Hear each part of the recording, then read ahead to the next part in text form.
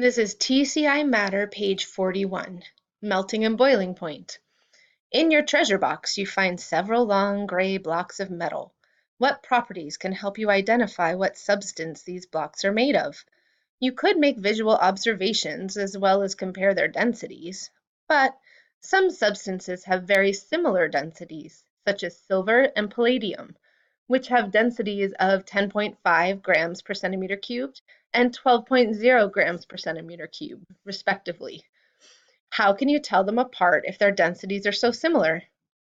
Scientists often use melting or boiling point to tell different substances apart.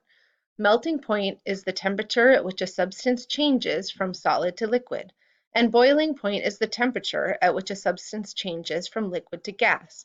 Melting or boiling point is a property that does not change on the amount you have. So no matter how much you have, it will always be the same temperature needed to make something melt or boil or turn solid or liquid.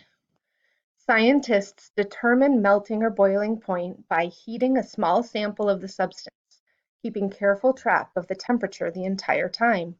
When they see a solid melt, they record the temperature as the melting point.